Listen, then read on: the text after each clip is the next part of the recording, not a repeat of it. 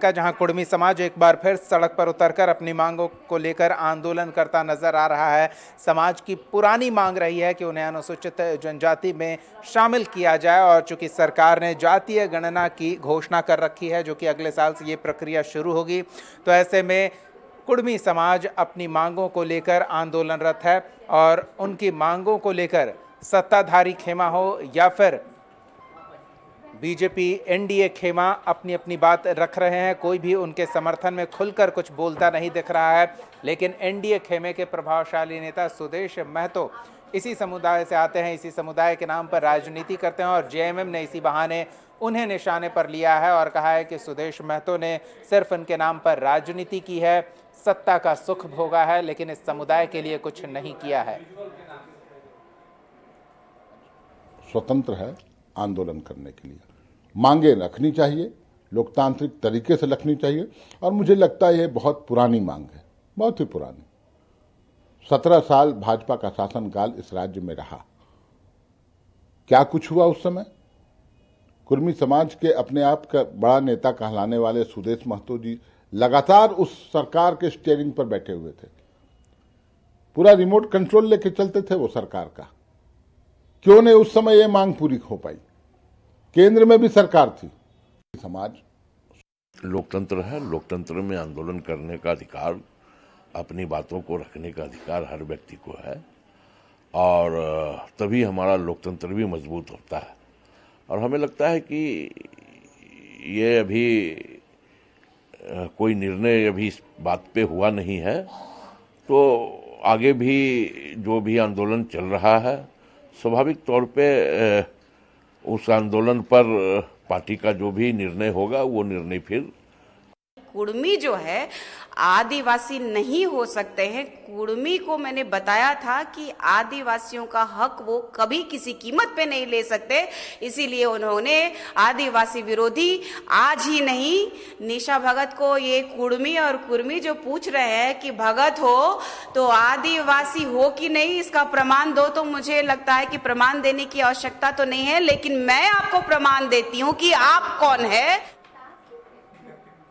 तो इनकी राह में एक बड़ी बाधा आदिवासी समुदाय भी है, जो ये दावा कर रहा है कि ये आदिवासी समाज से नहीं है, तो ऐसे में आदिवासी समाज के साथ इनकी गिनती नहीं की जानी चाहिए, जबकि उनका कहना है कि वो अनुसूचित जनजाति का दर्जा रखते हैं, क्योंकि आज़ादी से पहले उन्हें ये दर्जा दिया गया था। उनके दर्जे में 2 बार परिवर्तन किया गया और फिर आज़ादी के बाद उनसे बाहर ही कर दिया गया, जिसके कारण अब यह आंदोलन को मजबूर हैं। सितंबर के महीने में ही इस तरह के फैसले सरकार ने लिए थे, जिसके कारण सितंबर के महीने में इनका आंदोलन और भी उग्र और भी मुखर हो जाता है। ये समाज करीब 16% की आबादी, समाज में एक बड़ा प्रभावशाली वर्ग है ये, और ऐसे में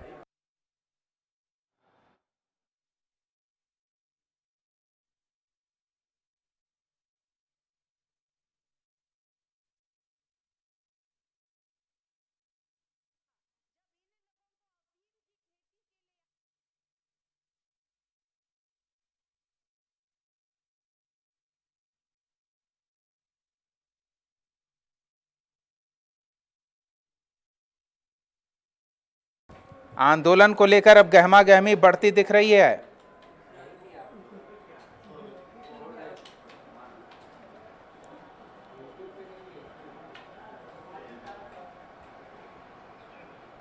नैयर आवाज पहुंच रही है आप तक? कुर्मी समाज के आंदोलन को लेकर क्या स्थिति बन रही है? देखिए दीपक, ये जो आंदोलन है ये नई नहीं है, बरसों से ये जो महतो जो कुर्मी जो समुदाय है उसके द्वारा आंदोलन किया जाता रहा है। और यहाँ तक हाल फिलहाल में हम देख चुके हैं कि कुर्मी जो आंदोलन अभी एसटी एससी जो मांग कर रहे हैं उसमें जाने के लिए, उसके लिए रेल रोको आंदोलन भी किया गया था और जो सफल रहा था। हालांकि इसमें राजनीतिक जो बयानबाजी है काफ़ी आ रही है। जेएमएम का कहना है कि जो झारखंड के जो सबसे सर्वोच्च नेता जो कुर्मी के हैं वो सुदेश महतो है, उनके द्वारा 17 साल शासन किया गया झारखंड में। अगर कुर्मी से अगर कहीं ना कहीं उसकी कुछ संपेति होती तो उस 17 सालों में कुर्मी को कहीं ना कहीं वह स्थान दिया जाता जो अभी ये मांग रहे हैं। तो ये जेएमएम का कहना है कि एक सिर्फ राजनीतिक स्टंट है, इसमें और कुछ नहीं है। और भाई जो जो कुर्मी समुदाय से जो आते हैं उनका साफ कहना है कि उन्हें झारखंड में कहीं ना कहीं जो एसटी का जो है वर्ग में रखा जाना चाहिए। इसके लिए वो आंदोलन शुरू से करते आ रहे हैं और साथ ही साथ करते रहेंगे। इसके लिए वो सदन से लेकर सड़क तक पे आएंगे। हालांकि झारखंड में जो कुर्मी समुदाय का जो परसेंटेज है वो काफी ज्यादा है, 16 से 17% है और झारखंड विधानसभा में उनके वोट के कारण ही सरकार बनती है और गिरती भी है। तो हम कह सकते हैं कि बहुत बड़ा वर्ग है झारखंड के लिए। तो कहीं ना कहीं ये झारखंड के लिए एक बहुत बड़ी चुनौती। बिल्कुल नैयर, ऐसे में एक सवाल ये भी खड़ा होता है कि जब आप सरना धर्म कोड की मांग से संबंधित प्रस्ताव केंद्र को भेज सकते हैं तो फिर कुर्मी समाज से संबंधित प्रस्ताव भेजने में क्या दिक्कत हो सकती है?